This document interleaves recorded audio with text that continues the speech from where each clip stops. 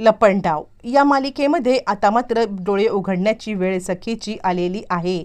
सखीला या सगळ्यामध्ये तिची स्टाफच्या मुलीकडून जे सत्य समजलंय त्यानंतर सखीने एक एक्सपेरिमेंट करायचा प्रयत्न केलेला आहे आणि ज्या दुधामध्ये आता विषारी औषध टाकून आता इकडे ज्या दुधामध्ये तिला मारण्याचा प्रयत्न करायला लागलेला आहे तोच दूध आता आपल्या त्या एक मावशीला मनस्विनीला प्यायला लावत जो काही धमाका तिने आता केलेला आहे आणि त्यानंतर आता कोणत्याही पुराव्याची वेगळ्या गरजच पडलेली नाही आहे की ही मनस्विनी नाही आहे तर ही तेजस्विनी नाही आहे तर ही मनस्विनी आहे हे सांगण्यासाठी। असं नक्की काय घडलंय, एका झटक्यात सखीला अशी उपरती का झालेली आहे, नक्की काय घडलंय सगळं सविस्तरपणे पाहूया।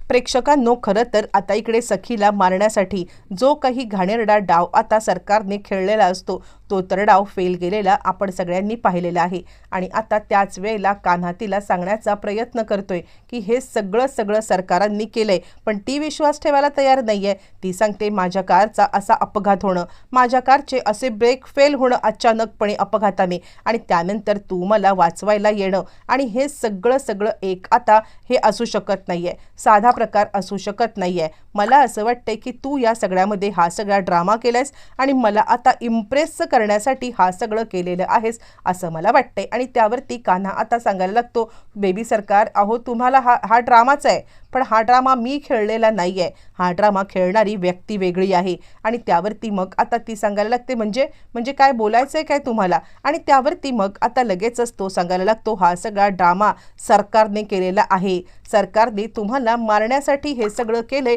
आणि तुम्हाला त्याची आता कल्पना सुद्धा नाही आहे। आणि त्यावरती मग आता लगेचच ती सांगायला लागते हे बघ, तू माझ्या आईविषयी काहीही बोलशील आणि मी काहीही ऐकून घेईन असं कधीच होणार नाही आहे। माझी आई या सगळ्यामध्ये माझ्यासाठी देवता आहे आणि तिला तू काहीही बोललास तरी मी ऐकून घेणार नाहीये। त्यावरती कान्हा आता सांगायला लागतो ठीक आहे नका ऐकून घेऊ पण हे सगळं मला आता कळलेलं होतं आणि खरं तर हे कळलेलं होतं स्टाफकडूनच। आणि त्यानंतर मग आता वेदूने सगळं सांगितलंय हे ज्या वेळेला कान्हा सांगतो की वेदूने सगळं ऐकलं होतं की तुझ्या गाडीचे टायर फेल म्हणजे तुझ्या गाडीचे ब्रेक फेल करण्यात आले हे आता वेदूला समजलं होतं आणि म्हणूनच तिने आता हा सगळा प्रकार ज्या वेळेला मला सांगितला आणि त्याच वेळेला मी तुला वाचवायला आलोय। यावरती ती म्हणते माझा नाही याच्यावरती विश्वास। यावरती तो म्हणतो ठीक आहे तुझा विश्वास नाहीये तर मी तुला एक पुरावा, आणि त्यानंतर तो सांगायला लागतो ठीक आहे फक्त आता तुम्ही माझ्यावरती विश्वास ठेवण्याचे म्हणजे नका ठेवू विश्वास, खरं सांगायचं तर आता म्हणजे या सगळ्यामध्ये। आणि त्यावरती ती सांगायला लागते ठीक आहे मला तू पुरावा दे, तू प्रत्येक वेळेला माझ्या आईवरती हे सगळं आरोप करत आहेस ना तर आता मला पुरावा पाहिजे, या पुराव्याशिवाय मी आता विश्वास ठेवणार नाहीये। आणि यावरती तो सांगतो ठीक आहे आणि हा पुरावा मी नाही देणार तर तुला घरामध्ये असलेली ती वेदूच हा पुरावा देईल। आणि असं म्हटल्यावरती ती सांगते अच्छा म्हणजे आता काहीही झालं तरी सुद्धा ती वेदू सुद्धा तुझ्या या सगळ्यामध्ये सामील आहे तर। आणि असं म्हटल्यावरती तो सांगतो तुम्हाला बेबी सरकार काहीच कळत नाहीये, तुमच्या जीवाला धोका आहे आणि हेच मी तुम्हाला सांगण्याचा प्रयत्न करतोय। आणि त्यावरती ती म्हणते कुणापासून माझ्या जीवाला धोका आहे, आणि तो सांगतो तुमच्या घरच्यांच्या पासूनच। बरं तोपर्यंत मग आता इकडे एक प्लॅन फ्लॉप झालाय। एक प्लॅन फ्लॉप झाल्यावरती मग आता लगेचच पेटून उठले ती म्हणजे मनस्विनी, आणि मनस्विनी सांगत आहे हे बघ काहीही झालं तरी सुद्धा आता आजच्या दिवसाला सखीचा कार्यक्रम झाला पाहिजे कारण ही प्रॉपर्टी जर आपल्याकडे टिकवून ठेवायची असेल आणि त्यामुळे म्हणजे काहीही झालं तरी ही प्रॉपर्टी जर का टिकवून ठेवायची असेल तर आपल्याला तिला संपवायलाच पाहिजे। आज काय करायचं माहिती आहे का, मी आता दुधामध्ये असं काहीतरी टाकते की ज्याच्यानंतर ती आता या जगामध्ये राहणारच नाही आहे। एकदा का दूध प्यायली की दूध प्यायल्यावरती तिचा आता विषय संपलेला आहे।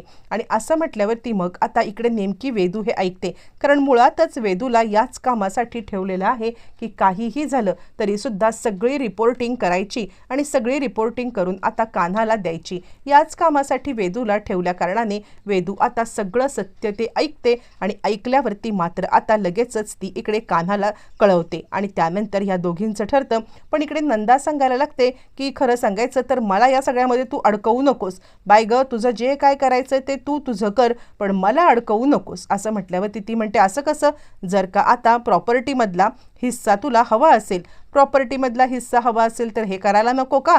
म्हणजे काहीही झालं तरी सुद्धा अर्धी अर्धी प्रॉपर्टी आहे ना आपली. असं म्हटल्यावरती ती सांगते हो, पण आता दूध देण्याचं काम मला सांगू नकोस. उद्या जर का दूध देताना तूच मला पकडून अडकवलंस तर.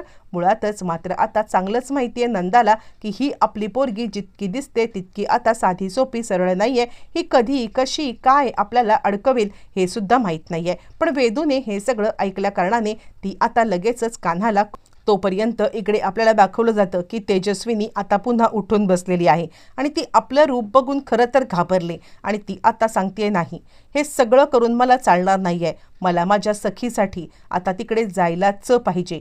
मला माझ्या सखीला वाचवायलाच पाहिजे असा विचार करत आता ती ताबडतोब निघालेली आहे. आणि त्यावेळेला निघताना तिला आता ती दुसरी ज्या बाईकडे ती आता वाचली, ज्या बाईने तिला आता वाचवलं, ती बाई थांबवण्याचा प्रयत्न करते आणि थांबा, आत्ता सध्या तुम्ही कुठे जाऊ नका, तुमच्या जीवाला धोका आहे. यावरती ती सांगते बिलकुल नाही, मी आता इथे थांबू शकत नाही आहे. काहीही झालं तरी मला इथून आता जायलाच पाहिजे, माझ्या मुलीसाठी जायला पाहिजे. आणि तिकडून तेजस्विनी निघालेली आहे आणि ती आपल्या बंगल्याच्या दिशेने यायला निघालेली आहे.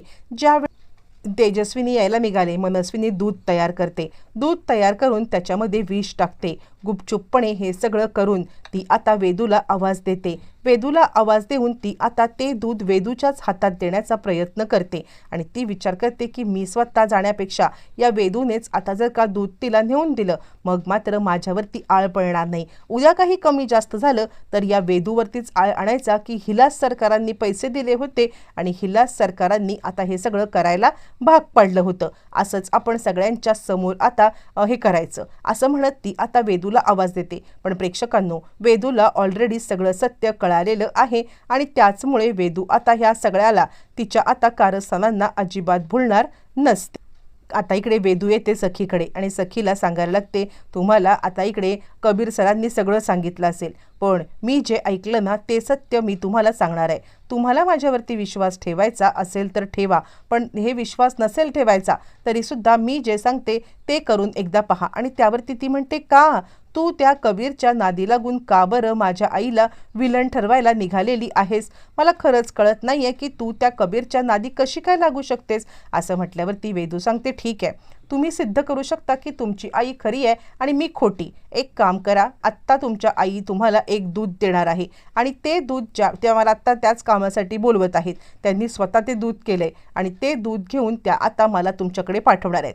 पण तुम्ही एकच काम करायचं, जे दूध त्या तुम्हाला प्यायला देणार आहेत ते दूध आता इकडे त्यांनाच तुम्ही प्यायला लावायचं आहे. असं जर का तुम्ही केलं तर कदाचित त्या आता दूध प्यायल्या तर त्या खऱ्या आहेत. यावरती ती म्हणते, काय बोलतेस तू, म्हणजे तुला काय बोलायचंय तरी काय? आणि त्यावरती वेदू सांगायला लागते, काहीही बोलायचं नाही आहे, मला फक्त तुम्हाला इतकंच सांगायचं आहे की तुम्ही ते दूध पिऊ नका, त्यांना ते प्यायला लावा, त्याच्यामध्ये विष आहे. आता मात्र सखी सांगते, ठीक आहे, आता तो कबीर आणि तुम्हाला सगळ्यांना मी सिद्ध करून दाखवणार की माझी आई ही खरी आहे आणि तुम्ही सगळेजण जो डाऊट घेताय तो खोटा आहे. असं म्हणत ती आता आतमध्ये आलेली आहे आणि तोपर्यंत इकडे आता मनस्विनी सांगायला लागते, अगं बाळा, तुझ्यासाठी छानपैकी दूध तयार करून ठेवलंय, म्हणजे खूपच दगदग दगदग तुझी होत आहे ना, आणि त्यामुळे मला आता असं वाटतं की छानपैकी दूध पी आणि झोप. यावरती ती सांगायला लागते, आई हे दूध ना तू पहिलं पी, म्हणजे कसं आहे तुला या सगळ्याची गरज आहे, त्याच्यामध्ये ड्रायफ्रूट्स वगैरे हे सगळं टाकून तू तयार केलेस माझ्यासाठी ना, तर ते दूध तू प्यावी अशी माझी इच्छा आहे. आणि असं म्हटल्यावरती मग मात्र इकडे आता मनस्विनी गडबडले. हिला काय मदत झाले, हिला आता भारीच जास्त ड्रामा करायला लागतो. असं म्हणत मनस्विनी सांगायला लागते, बाळा अगं माझं काय, तुला त्रास होतोय की नाही, तू दूध पी बरं. असं म्हणत ती आता सखीला जबरदस्ती दूध प्यायला लावायला लागते. आणि त्याच वेळेला सखी मात्र आता सखीला डाऊट आलाय, कारण मुळातच या सगळ्यामध्ये तिला आता वेदूने ऑलरेडी सांगितलेलं आहे काय प्रकार आहे, कसा प्रकार आहे. आणि त्यानंतर मग आता लगेचच इकडे ती सांगायला लागते, सखी ते दूध बाजूला घे, सखी ते दूध बाजूला घे. यावरती मग आता सखी अजून पेटून उठलेली आहे आणि त्यानंतर सखी आता सांगत आहे, आई म्हणजे आत्तापर्यंत मला तू दूध आणलंस ना, पिऊन घे ना, एकदा पिऊन घे ना. आणि त्यानंतर ती म्हणते, नको मला अजिबात नको आहे. आणि त्याच वेळेला ती जोरदारपणे ओरडते, अगं मूर्ख मुली, त्याच्यामध्ये विष आहे, तुला समजत नाही आहे का? असं म्हणत तिने आता तो दुधाचा ग्लास इकडे जोरदारपणे ढकललेला आहे. आणि इथेच आता वेदूने सगळं सिद्ध केलंय की आता याच्यामध्ये विष आहे. एकदम सखीला धक्का बसलाय. यानंतर मग आता सखी नक्की काय करणार, कसं करणार, या सगळ्यामध्ये सखी आता ओळखू शकणार का आपल्या आईचा खरा चेहरा, की पुन्हा एकदा मूर्खासारखी विश्वास ठेवणार? येणाऱ्या भागात सगळं करणार.